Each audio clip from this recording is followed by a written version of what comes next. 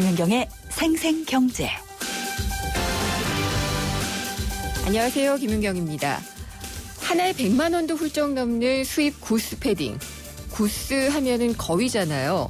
그래서 보온용 충전재가 거위털인 줄 알았더니 오리털이 더 많이 든 경우가 많다고 하네요.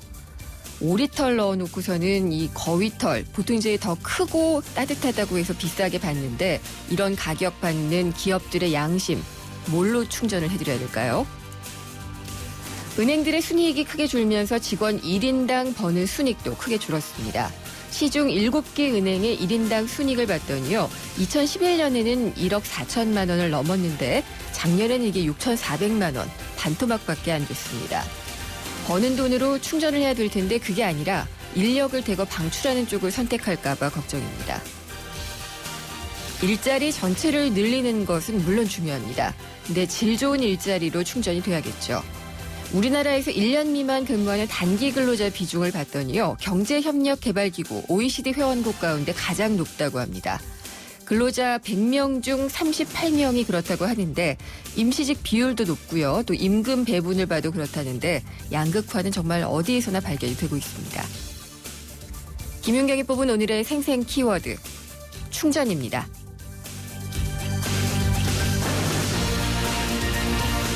네, 저희 생생경제가 준비한 오늘의 경제 이슈입니다. 앞서 말씀드린 양심 잃은 구스패딩, 그 실체가 궁금하시죠? 2부에서 실제 수백만 원을 호가하기도 하는 거위털 패딩에서부터 아웃도어 브랜드 제품을 조사한 소비자 단체를 직접 연결을 해보겠습니다. 실제 어떤 충전재를 썼고 기능 면에서는 또 어떻게 다른지 자세히 소개를 해드리겠습니다.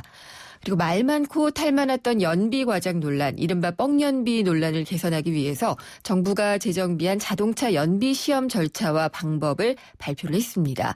앞으로 연비 결과에 대한 판단 기준은 산업통상자원부가 맡고요. 사후 관리는 국토교통부로 일원화해서 혼선을 방지하겠다라고 얘기를 했는데 어떻게 더 정확하게 연비를 검증할 것인지 구체적인 내용을 3부에서 국토교통부를 직접 연결해서 자세히 들어보도록 하겠습니다.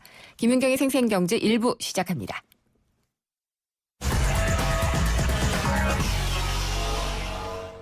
네, 오늘 주식시장 알아보겠습니다. 유한타증권 선능력지점의 박진희 차장입니다. 안녕하십니까? 네, 안녕하세요. 예, 오늘 시장은 어떻게 끝났나요? 네, 오늘 시장은 종합지수 1966.87, 마이너스 0.14, 코스닥은 540.84, 플러스 4.64포인트로 마감을 했습니다. 시장 전체적으로 외국인의 매수세가 어제에 이어서 오늘도 유입이 됐고요. 네. 코스피 시장에 1,800억대, 코스닥에서 200억대 매수가 있었습니다. 반면에 개인과 기관은 매도에 나서면서 외국인들의 매수와는 좀 정반대되는 흐름을 보였습니다. 외국인들은 어떤 것들 좀 샀나요? 오늘 전체적으로 놓고 본다라면은 거래소에 좀 많이 집중되어 있는 모습을 보여주고 있는데요. 예. 특별히 어느 한쪽에 막 치우치지는 않았습니다만은 그래도 지수를 관리하는 쪽에 좀 유리한 종목들을 네. 많이 좀 매수한 것으로 보여지고 있는데요. 지금 본다라면은 최근의 흐름상을 보면은 일단 오늘은 기관은 삼성전자 이런 것들을 사면서 좀 방어를 한 모습인데요. 예. 외국인 같은 경우는 지금 삼성 SDS, 이게 이제 MSCI 해외 지수에 편입이 되게 됐거든요. 네. 한국 지수에 이제 편입이 되면서 MSCI 지수, 한국물 지수에 편입이 되니까 SDS를 비중이 너무 작기 때문에 이쪽 부분의 매수를 어제부터 시작하고 있는 것 같습니다.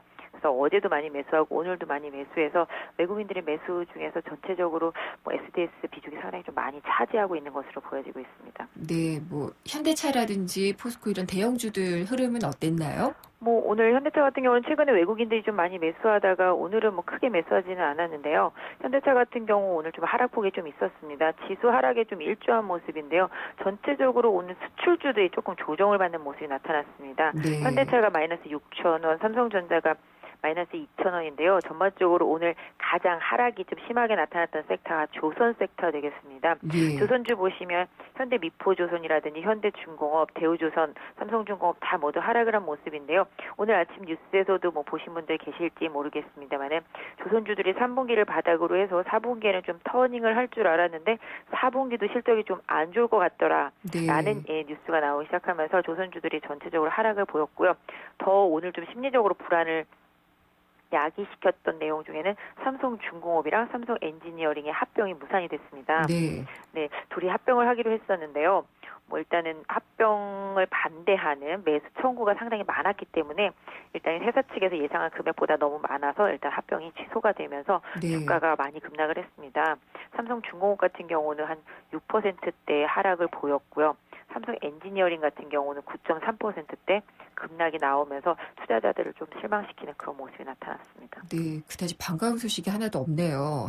네, 오늘 뭐 반가운 소식을 예. 찾자면 그동안 좀 하락이 깊었던 개별주들이 반등이 좀 나오고요. 코스닥에서 좀 강한 반등이 나와서 네. 개인 투자자분들이 조금은 오늘 회피할 수 있지 않았겠는가라고 생각을 하고 있습니다. 최근에 좀 하락이 심했던 모바일 게임주들이 급락이 많이 나왔었잖아요. 네. 이런 부분들이 오늘 강하게 돌려세워졌습니다.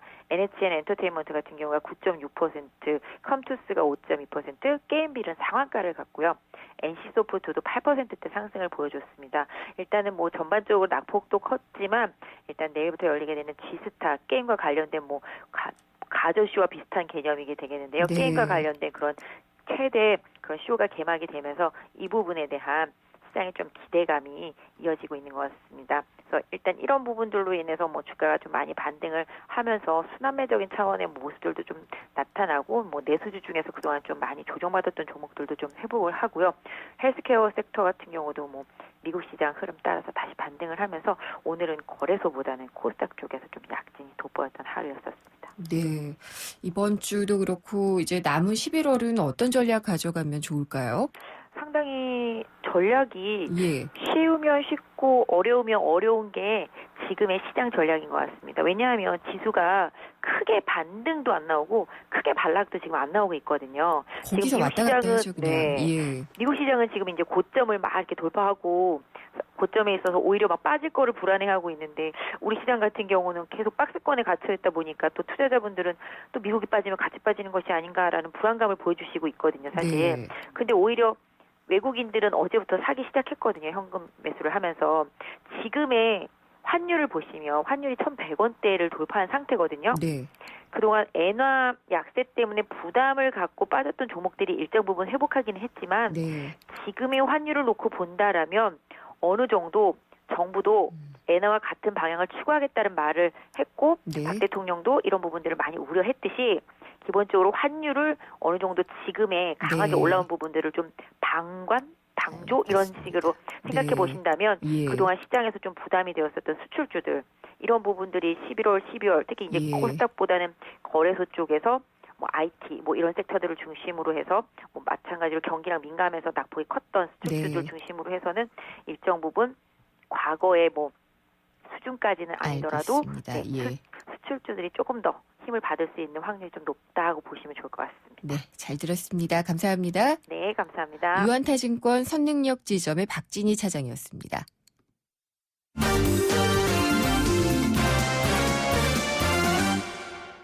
오늘의 경제 뉴스 정리해 보겠습니다. 한국일보 이성철 부국장입니다. 안녕하십니까? 안녕하세요. 어제도 그런 얘기 많이 나왔고 단기 근로자들이 많다, 임시 네. 근로자들이 많다 이런 통계들 계속 나오는데 예. 이런 임시 일용직에 대한 사회보험 이런 것들도 잘 안 돼 있다는 또 조사가 나온 것 같네요. 그렇습니다. 어쨌든 정규직에 비할 바가 아닐 텐데요.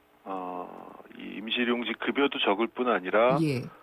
급여 외의 사회보험 혜택들 그러니까 국민연금이라든가 건강보험이라든가 이 고용보험 이런 것들에서도 가입률이 굉장히 미미한 것으로 나오고 있습니다.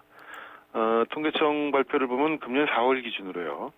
전체 임금 근로자들의 국민연금 가입률은 68.9%, 건강보험은 72%, 고용보험은 68.8%로 네. 나오고 있습니다.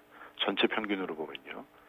네, 일단 남녀 간에 좀 편차가 있는데 남성 근로자는 국민연금의 74%가 가입돼 있는데 여성은 62%밖에 안 되고요. 예.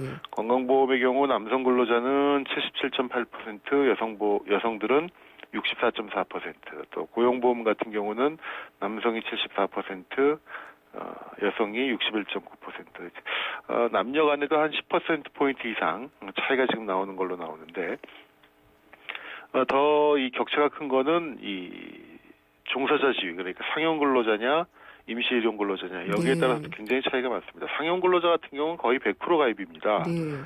96.9%가 공금에 가입돼 있고 건강보험에 99%, 고용보험에도 96.6%니까 거의 뭐 100% 다 가까이 가입돼 있다고 봐야 될 것 같은데 임시 일용 근로자 같은 경우는 국민연금 가입률이 17%밖에 안 됩니다. 현저하게 떨어지네요. 네, 예. 건강보험도 22%밖에 안 되고요. 고용보험 역시도 22%밖에 안 됩니다. 그러니까 사실 뭐 임시일용직 같은 경우에 뭐 기술적으로 가입이 어려운 부분도 있을 겁니다. 근데 그럼에도 불구하고 전체적으로 사회 안전망에 대한 혜택이 급여가 네. 적은 것은 차치하더라도 어떤 사회 안전망으로부터도 굉장히 배제가 되고 있고 소외가 되어 있다 이런 점을 알 수가 있겠습니다.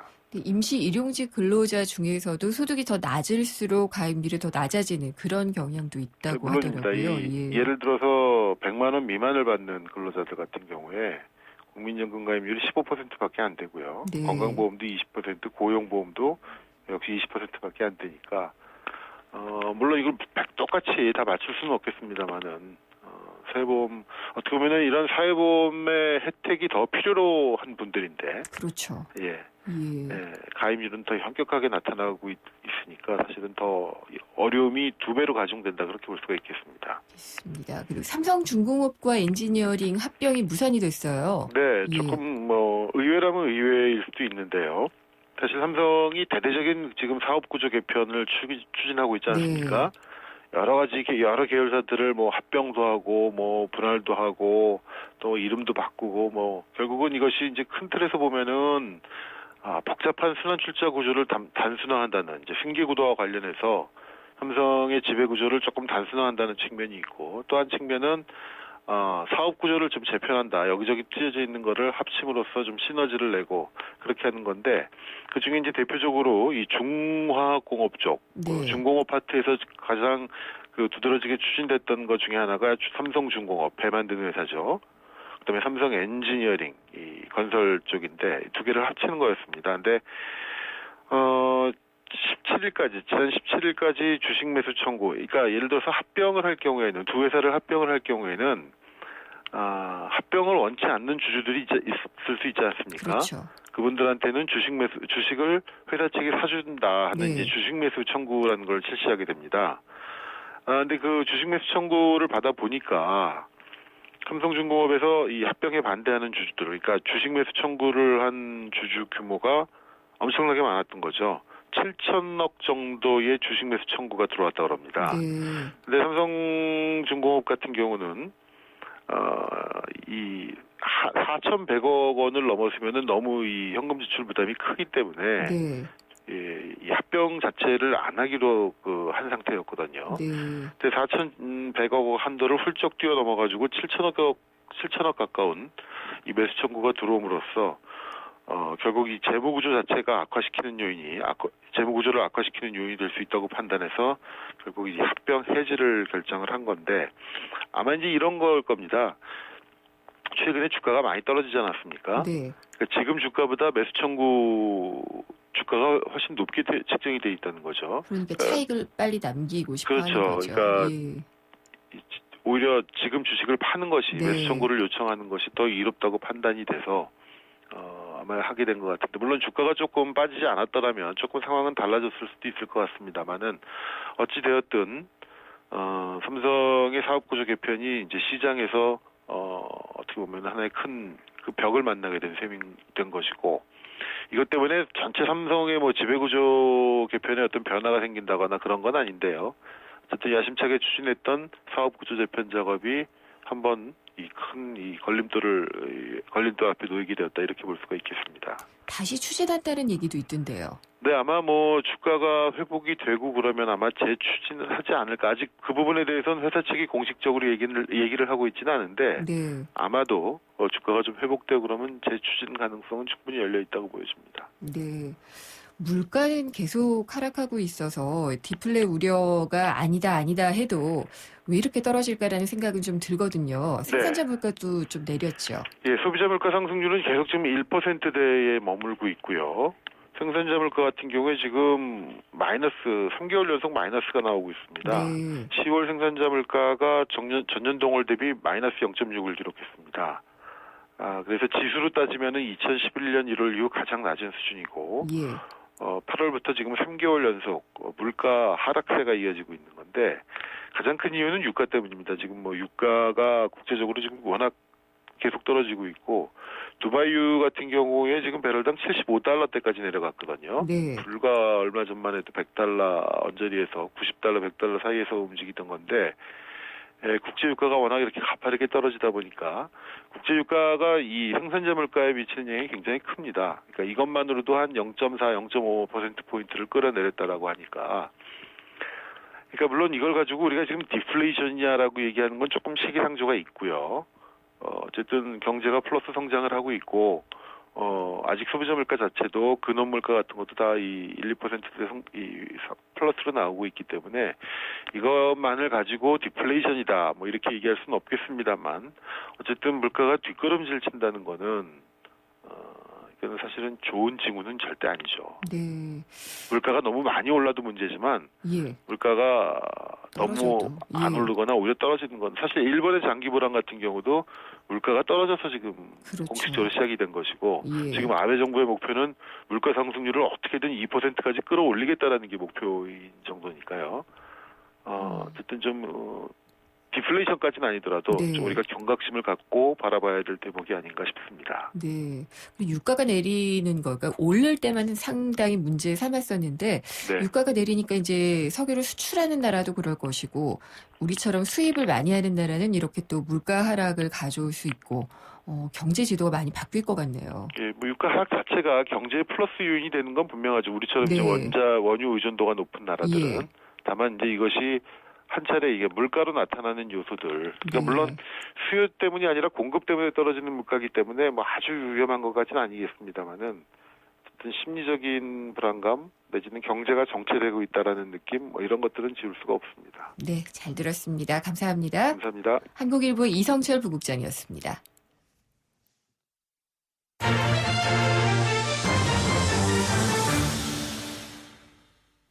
생생경제 일부 함께 하셨습니다.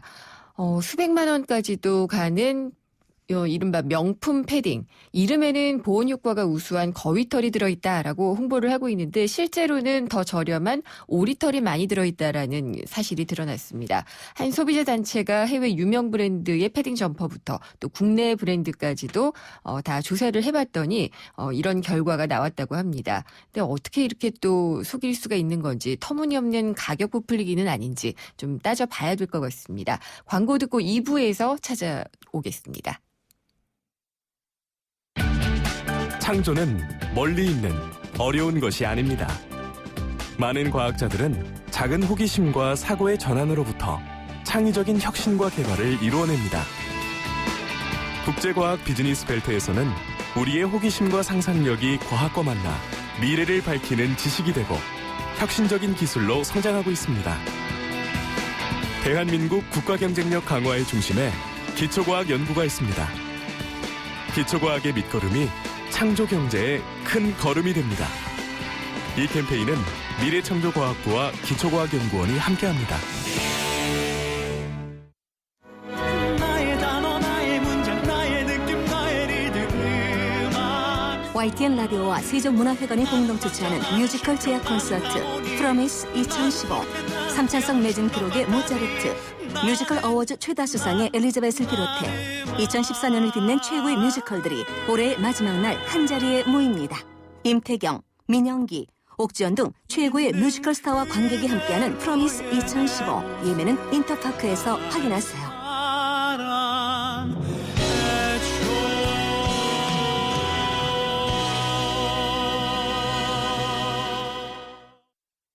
한 발 빠른 경제 뉴스, 한 뼘 깊은 경제 이슈, 한 번 물면 놓치지 않는 끝까지 가는 인터뷰. 지표 MC 김윤경의 생생경제. 게릴라 경제 현장, 푸드트럭 현장에 나와 있습니다. 1인분씩 떡순인데. 네, 내가 좀 잘 몰라가지고 국물 많이 주세요. 순대 찍어 먹게 많이 줄게. 네, 감사합니다. 푸드트럭을 자주 이용하시는지. 저기 뭐 어딜 가든 길을 가다가 푸드트럭이 있으면 자주 이용하는 편입니다. 단점이 있다면 또 어떤 게 있을까요? 푸드트럭이라 또 다른 곳으로 이동하고 그래서 제가 갔을 때 그 차가 없는 게 단점이라고 생각합니다. 약간 시민의 입장으로서 바라는 점이 있다면 어떤 게 있으세요?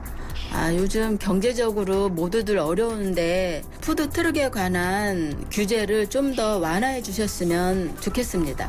이 푸드트럭 개선안이 정부에서 발표가 됐는데 현장에 계시니까 이게 혹시 뭐 영향을 끼친 게 있나요? 뭐 영향이 있으리라고 정부에서 발표는 했지만 그것도 그렇고 현장에서는 현장 따로 정부 따로 다 따로 각자 노니까 현장에서는 피부로 못 느낀다 이거지. 서민들 살 수 있는 여건을 만들어줘야지. 말만 그러지 현장에서는 절대 움직이지 않고 있다고. 지금까지 게릴라 경제 현장, 푸드트럭 현장에서 동영원 리포터였습니다. 송일국입니다. 프로바이오틱스 고를 땐 두 가지만 기억하세요. 위에서는 쥐락 잡아주고 장에서는 펴락 풀어주고 세계인의 장을 쥐락 펴락 수출하는 프로바이오틱스. 세계가 주목하는 데는 이유가 있겠죠. 쥐락펴락 디오락. 건강기능식품 광고입니다. 김윤경의 생생경제. 오늘 당신이 꼭 알아야 할 가장 중요한 경제 뉴스는 고가의 패딩 점퍼, 내용물도 고급일까?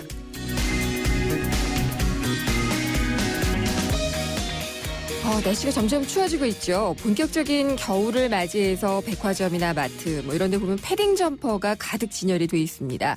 근데 패딩 점퍼 하면은 뭐 아주 싼 것도 있지만 수백만 원까지 가격대가 아주 다양한데요. 이게 비싼 만큼 과연 내용물도 충실한지는 의문입니다. 그래서 저희가 소비자문제연구소 컨슈머 리서치의 백진주 부장 전화 연결해서 한번 얘기를 나눠보도록 하겠습니다. 안녕하십니까? 네, 안녕하세요. 예, 패딩 점퍼 조사하셨다고요? 네. 어떤 품목들을 대상으로 하셨고 어떤 부분들을 보셨나요?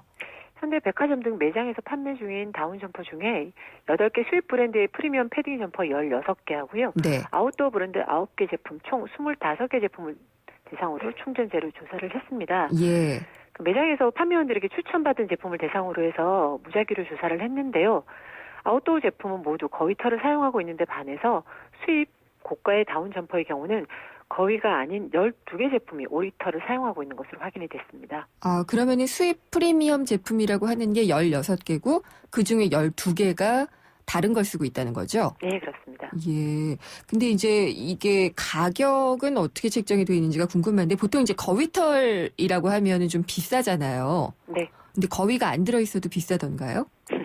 일명 프리미엄이라고 하는 패딩 점퍼 대부분 앞서 말씀드린 것처럼 12개 제품이 오리털을 사용하고 있었는데요. 네. 최저 108만 원에서 최고 270만 원까지 아주 비싼 고가에 판매가 되고 있었습니다. 반면 아웃도어 브랜드 제품의 경우는 가격이 43만 원에서 79만 원 정도로 예. 프리미엄 브랜드에 비하면 훨씬 저렴한 데 반해서 또 보온성이 뛰어난 거위털을 충전재로 사용을 하고 있어서 대조를 이루고 있었습니다. 아니 278만 원이요? 뭐 그거는 그냥 난로인가요? 예, 그렇군요. 근데 거위를 안 썼다면 그렇게 따뜻하지 않을 수도 있을 텐데, 근데 이 충전재들의 거위가 들어가면은 가격이 비싼 이유가 따로 있지 않아요?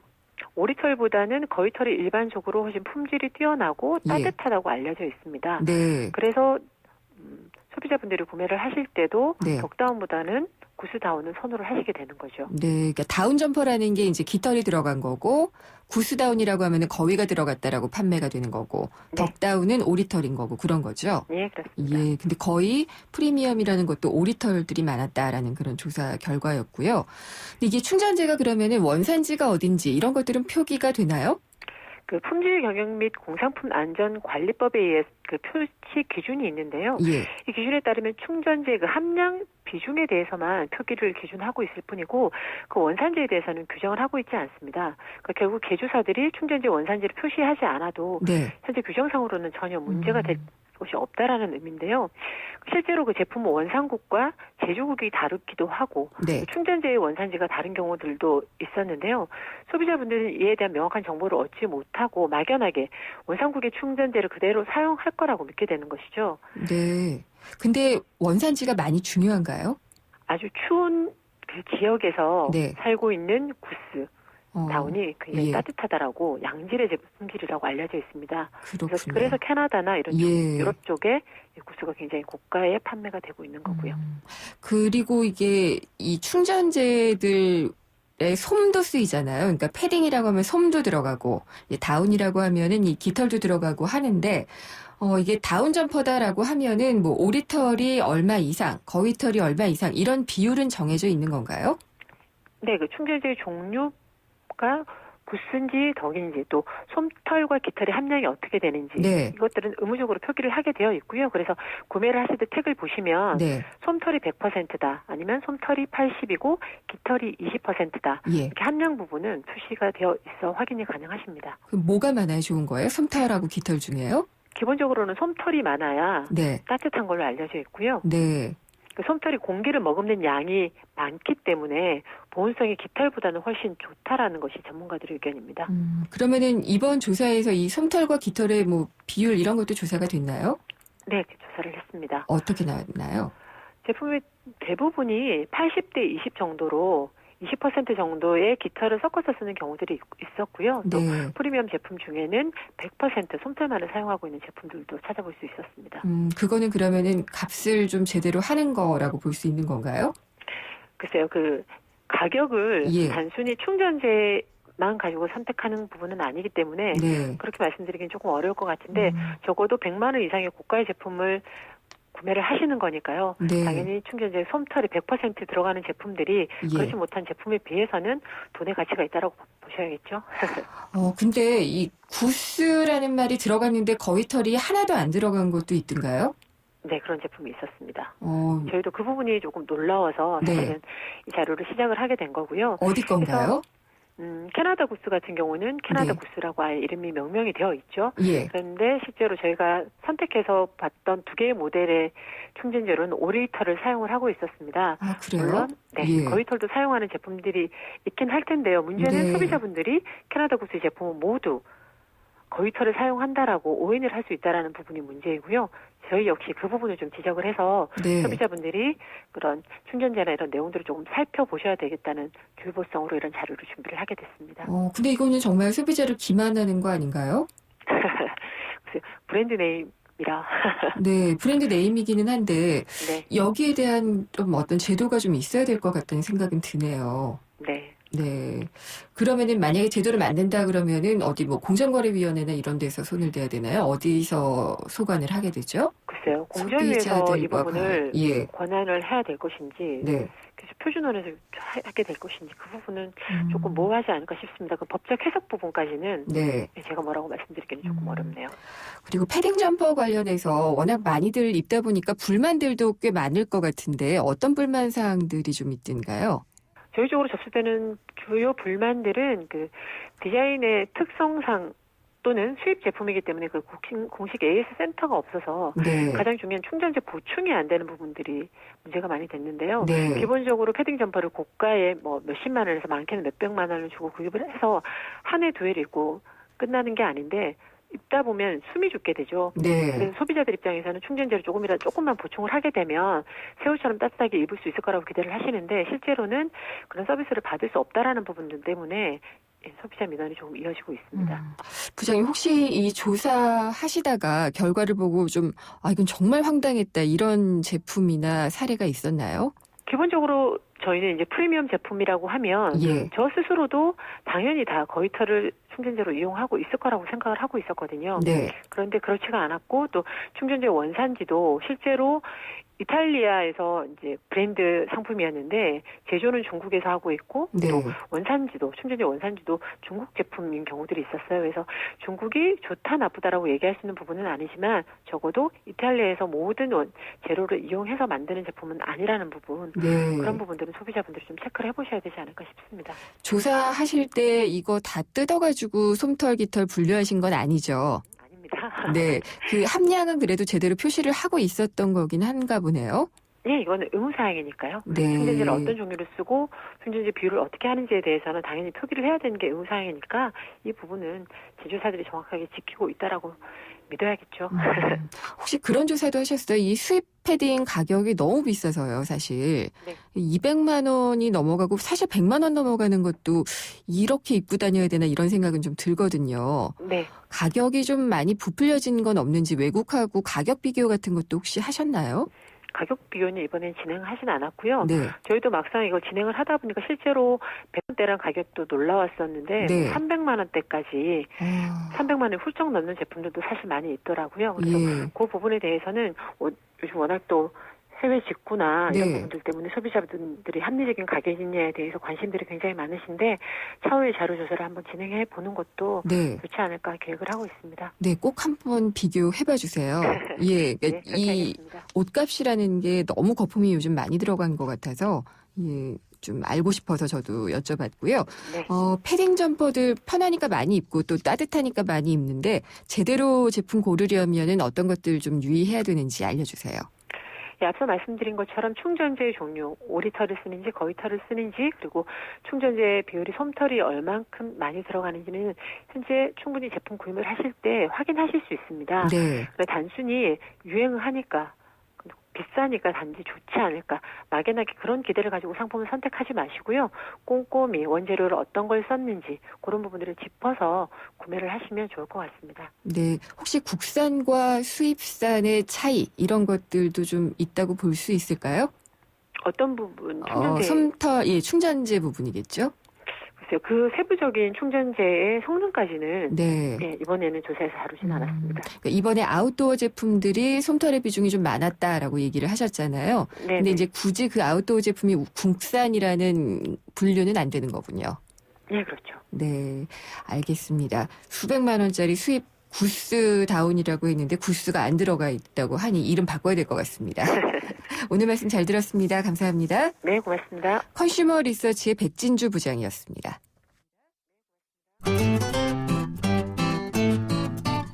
생생경제를 다양하게 만나는 방법.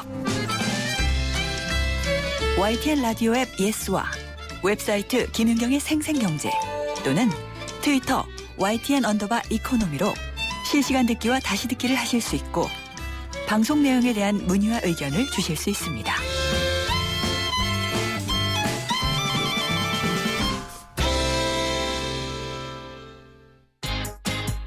생생 알짜 부동산.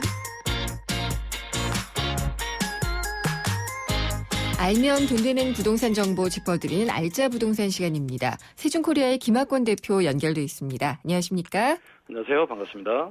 예, 근데 내 집 갖기는 여전히 힘들어요. 그렇죠. 예, 그래서 통계청 발표를 봤더니 결혼한 지 10년 차가 된 가정을 봐도 내 집을 갖고 있는 가구가 절반도 안 된다. 이런 통계가 나왔더라고요. 그렇죠. 참 가슴이 답답하고 암울한 기사인데요. 예. 그 통계청과 통계개발원이 지난 18일 발표를 한 자료인데요. 생애 주기별 주요 특성 분석 자료에 의하면 자기 집을 가진 비중이 결혼 1년 차 미만이 26.1%고요. 결혼 5년 차가 41.8%, 네. 결혼 10년 차가 50%가 채 안 되는 48.3%. 이거보다 더 심각한 게 결혼 30년 차가 됐는데도 네. 66.7%밖에 집을 못 가지고 있어요. 예. 그러니까 결혼하고 아까 말씀했다시피 10년이 됐는데도 불구하고 내 집 마련에 성공한 사람이 반도 안 된다. 여기에다가 이제 결혼 30년 가구도 34%가 내 집이 없는 상황인데, 전국적으로 이렇게 그 결혼 10년 차가 됐는데 집을 가진 숫자를 보면은 서울이 10가구 중에서 3가구 정도, 수도권이 3.5가구, 그나마 저 광주 전남 쪽이 좀 높습니다. 네. 5가구로 조금 많은 편인데 이게 10년 차가 됐는데도 반이 내 집 마련하기 어렵다. 상당히 좀 심각한 문제라고 볼 수가 있겠습니다. 부동산 가격이 내렸다고 해도 여전히 비싸기 때문일까요? 여러 가지 이유가 있겠죠. 제일 큰 부분이 이제 소득 대비 그 집값이 비싸다는 네. 이유인데요. 여기 이제 서울 주택 평균 가격이 4억 4천만 원이거든요. 이게 월 그 한 390만 원 정도의 그 근로자가 예. 내 집 마련을 하려면 서울에서는 한 20년 정도, 수도권에서도 한 15년 이상, 지방이 이제 평균가가 한 1억 5천 정도 되거든요. 네. 그래서 그건 한 10년 정도 걸리면 집을 장만할 수가 있는데 여러 가지 변수가 있죠. 여기다가 이제 또 집 장만이 굉장히 어려운 게 최근에 이제 그 월세 제도가 아주 빠르게 진행하고 있잖아요. 그렇죠. 그러니까 우리는 그동안에 이제 전세를 하면서 전세값 올려주고 해서 그게 이제 사실은 내 집 마련하는 디딤돌이 됐는데 이게 이제 목돈말이 상당히 어려졌죠. 예. 그러다가 이제 서민들이 사실 옛날에는 그 자산 증식의 길이 이제 그 은행에다 돈 맡겨가지고 거기서 또 나온 돈으로 이렇게 좀 재산 증식을 했는데 금리가 굉장히 낮잖아요. 예. 그래서 금리 낮기 때문에 거기서 재산 증식도 안 되고 그리고 이제 제일 중요한 부분은 이제 그 소비자들이 주택 옛날에는 이제 주택을 사면은 내 집만은 그 장만도 있습니다만은 이게 재테크 수단도 됐지 않습니까? 네. 근데 여기는 이제 사실 이제 투자 대상이 아니다. 그리고 이제 또 우리가 2008년부터 2010년까지 하우스포도 경험을 했지 않습니까? 네. 그러니까 내 집 마련에 대한 목표가 아주 좀 약해졌다. 이런 부분이 좀 좀 문제가 되고 있다고 보여집니다. 네. 지금 그러면은 그 수도권이나 이런 곳에서는 아무래도 내 집 마련이 더 어려울 거고요, 서울하고. 그렇죠. 예, 지방으로 갈수록은 그래도 조금 나아지고 있는데 가격은 더 떨어질까요? 어떨까요? 뭐 이제 이렇게 지금 요즘 분양시장도 조금 이렇게 양극화가 심화되고 있고 재건축 시장도 확 올랐다가 지금 많이 좀 주춤한 상태이거든요. 그래서 양 지역별로 좀 차이가 있겠습니다만 예전처럼 이렇게 우리가 보편적으로 봤을 때 큰 폭으로 상승하기 어렵다. 다만 이제 정말 공급이 많은 지역들, 네. 입지가 이렇게 좋지 않은 지역들은 신규 분양 그 아파트라도 분양가 이하로 떨어질 가능성이 충분히 있다 이렇게 보여지거든요. 네. 그래서 지금 이렇게 한동안 좀 한 2, 3개월 정도 시장이 굉장히 좀 좋았었는데 일부적인 벌써 그런 효과, 그런 부작용이 나타나고 있다고 보여집니다. 그래도 또 한동안은 뭐 재건축 그 규제 완화나 이런 것들 발표를 하면서요. 강남권의 거래도 좀 늘고 있다. 뭐 그래서 집값 좀 오르는 게 아니냐 싶었는데 다시 또 매매가가 하락세로 돌아섰다 그러죠? 그렇죠. 기대감이 굉장히 높았는데요. 예. 지난 18일에 부동 114의 자료를 보면 강남권 주요 단지 하락폭이 상당히 컸는데요. 11월 둘째 주에 서울 재건축 아파트 가격을 보면 강남구가 0.17%, 네. 송파구가 0.11%, 강동구가 0.04%로 하락을 했고요. 주요 단지로는 잠실 주공 5단지가 굉장히 좋은 단지거든요. 얘가 상승폭이 굉장히 컸는데 여기도 많이 떨어졌고 개포 주공, 그다음에 개포 시형 많이 떨어졌고 사실은 그 9월 1일 날 부동산 활성화 대책을 발표했잖아요. 예. 요때 사실은 그 재건축 활성화 대책이라고 할 만큼 굉장히 재건축에 힘을 실어줬는데 그랬었죠. 그게 최대 수혜지가 사실은 목동이었어요.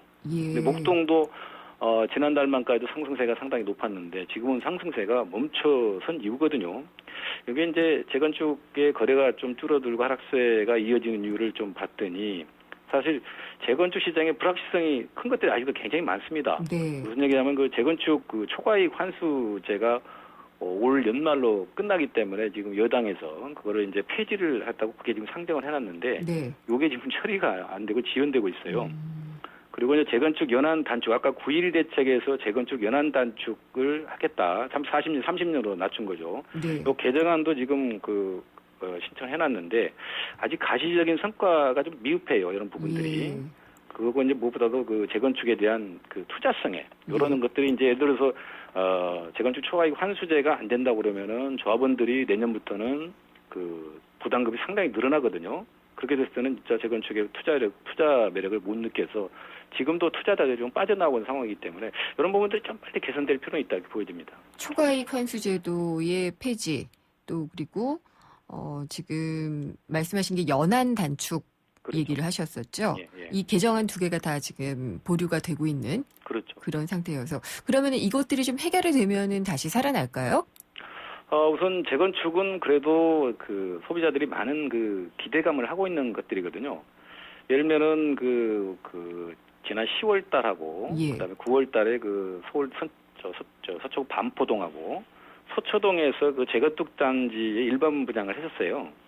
근데 그 주변 시세보다도 굉장히 높은 분양가임에도 불구하고 네. 분양이 굉장히 잘 됐거든요. 예. 그러다 보니까 이제 너도나도 서울에 있는 재건축 단지들 일반 분양분들이 많이 올랐고 소위 이제 조합원들이 그 재건축 부담 금액이 상당히 많이 줄어든다 이런 좀 얘기들을 많이 했거든요. 그래서 아까 말씀드렸던 그 두 가지가 해결이 된다 하면 그런 부분들이 이제 그 기대감들이 많이 반영이 되겠죠. 네. 근데 그런 것들이 해결이 안 되면 아까 말씀드렸다시피 저가본의 추가 부담금이 상당히 많이 늘어날 가능성이 굉장히 높거든요. 네. 자 이렇게 하면은 이제 재건축 추진화가 상당히 더 위축되죠.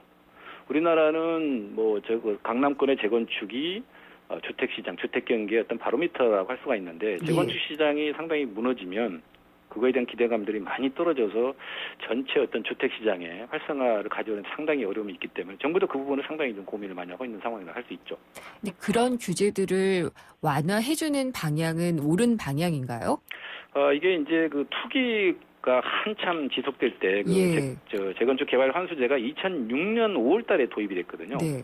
그래서 2012년부터 그다음에 올 말까지 그 유예를 시켜주는 거거든요. 그렇죠. 사실은 이제 이게 뭐 내용을 아시겠습니다만은 이익분의 뭐 50%, 많게는 50%를 그 수익을 환수하겠다는 그런 내용이거든요. 네. 어떻게 보면 이게 또 사회재산 그 침해도 그 논란이 있어요. 그래서 지금은 옛날처럼 막 재건축이 어느 그 추진 단계마다 이렇게 가격이 확 오르는 상승하는 것이 아니고 뭐 가격이 지금 안정화돼 있기 때문에 이 부분은 지금 그 폐지를 해줘도 그러니까 투기 수요자들 그러니까 투자자들한테 많은 이익을 준다 이런 것보다는 지금은 이제 재건축 사는 사람들도 실수요자로 많이 바뀌었거든요. 예. 옛날에는 뭐 진짜 투기 대상이었는데 지금은 그런 시장이 아니기 때문에 이런 거는 좀 제가 봤을 때 좀 그 환수를 좀 빨리 폐지할 필요가 있다고 보여집니다. 네, 그리고 요즘 신규 분양 아파트가 인기가 많던데요. 근데 같은 택지 개발 지구라도 분양이 잘 되는 지역이 있고요. 또 안 되는 지역도 있는데 이런 구분은 어떻게 일어나고 있는 건가요? 뭐 예전에도 그렇게 했어요. 시장이 좋을 때도 뭐 그 오르는 폭이 크거나 작거나 그랬는데 네. 최근에는 이제 정말 그 지역별 난구가 굉장히 심해졌죠. 그래서 소위 이제 수도권 상황을 보면은 일단 교통이 좋고 대중교통이 좋고 강남권 접근성이 좋은 예를 들어서 미래라든지 뭐 하남이라든지 광교 신도시 이런 데는 강남까지 한 20분이면 들어올 수가 있거든요. 네. 이런 지역들은 굉장히 분양도 잘 되고 어떤 그 분양권 프리미엄도 상당히 많이 그 상승하는데 오산 세교 신도시라든지 뭐 양주 신도시라든지 이런 지역들은 수도권 같은 외곽 지역인데 그 서울로 들어오는 데가 굉장히 복잡해요. 네. 그러다 보니까 최근에 이런 굉장히 좋은 분양 시장에도 불구하고 3순위까지 사실은 미달되는 게 3순위까지 미달된 거는 굉장히 힘든 굉장히 상황이 어렵다는 분양하기 얘기거든요. 어려운. 예. 그렇죠. 그래서 출퇴근이 가능한 뭐 서울 수요자가 청약하지 않으면 이런 데는 굉장히 쉽지 않은 것들을 보여주는 거고 그다음에 이게 지금 그 아까 말씀드렸던 그 오산이라든지 양주 이런 데가 그 브랜드가 굉장히 좋은 회사들이고 상품이 굉장히 좋음에도 불구하고 그 지역의 자체 수요만으로는 분양이 안 된다 이런 것들을 좀 반증하는 결과라고 보입니다. 그리고 뭐 시장이 또 다시 한번 가라앉고 있다라고 얘기를 하는 것 중에 하나가 또 경매 시장도 위축이 좀 됐다라는 얘기가 나와요. 그렇죠. 그건 왜 그럴까요? 아무래도 이제 그 아까 재건축 시장에서 거래가 활발히 했다가 거래가 줄어들고 가격이 또 하락되고 그렇지 않습니까? 네. 그러니까 어떤 주택 시장에 대한 어떤 불확실성이 상당히 좀 커지고 있다는 얘기거든요. 네. 또 최근에는 이제 어떤 과잉 공급에 대한 얘기도 나온 거고, 예. 우리가 사실은 2008년, 2009년, 2010년에 그 입주해서 그 가격들이 많이 떨어진 것들을 봤잖아요. 아까도 뭐 하우스포 얘기했습니다만은 그때 그 입주 이후에도 입주가 안 되고 가격이 많이 떨어진 것들을 많이 봤거든요. 예. 그러다 보니까 소비자 입장에서는 이렇게 과잉 공급이 되고 분양 시장이 잘 되는 지역만 잘 되고 안 되는 지역이 안 되다 보면은 시장이 다시 한번 옛날처럼 다시 안 좋을 가능성이 충분히 있다. 예. 이러다 보니까 이제 우리가 그 9월, 10월 달감에도 경매 낙찰가율이 거의 뭐 90몇 %까지 서울 같은 게 올라간 적이 있었거든요. 여기 상당히 좀 떨어지니까 사실은 그 실수요자들이나 투자자가 제일 바로 밑에가 사실은 그 경매 시장이거든요. 네. 경매 시장이 안 좋아진다는 얘기는 주택 시장이 상당히 그러니까 한 3, 4개월 경매 시장이 굉장히 이렇게 상승 곡선을 그었는데 네. 최근에 이렇게 조금 이렇게 하락한 거는 굉장히 좀 불안한 요인이라고 볼 수가 있는 거죠. 부동산 중에 뜨거운 거는 전세 시장밖에 없네요. 그러면 여기 전세는 예. 이제 물론 뭐 전세 물량도 많이 줄어들고 있고 아까 내 집 마련 예. 하는 사람들이 그냥 집을 안 사고 이렇게 눌러 있는 게 많긴 합니다만 네. 당분간 전세 가격은 좀 상승할 가능성이 충분히 있다고 보여집니다. 우울한데요. 말씀 그렇죠. 잘 들었습니다. 감사합니다. 네, 감사합니다. 세준코리아의 김학권 대표였습니다. 우리 집 통신 대표 번호 101. TV지를 101로 인터넷을 101로 홍보이도 101로 모두 가입해 CCTV 맘카도 101로 함께 101. 우리 집 통신은 101로 모두 다 해결해요. LG U+.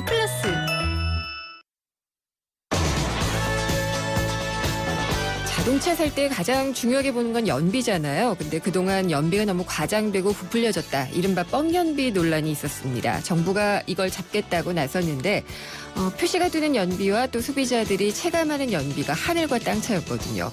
여기에다가 또 정부 두 부처가 다 관여를 해서 기준도 또 다르고요. 그래서 자동차 업체들도 그렇고 소비자들도 혼란이 있었는데 조금 전에 정부가 부처 간의 중복 조사와 조사 결과 불일치를 바로잡고 더 정확한 연비 검증을 하겠다라는 방법을 밝혔습니다. 그래서 앞으로 연비 결과에 대한 판단 기준은 산업부가 하고 사후 관리는 국토부로 일원화 한다고 하는데 잠시 후 3부에서 국토교통부를 연결을 해보겠습니다. 자세한 내용 들어보겠고요. 궁금하신 점이나 의견 있으면 문자 보내주십시오. 문자는 우물정의 0945번입니다. 4시 뉴스 듣고 3부에서 뵙겠습니다.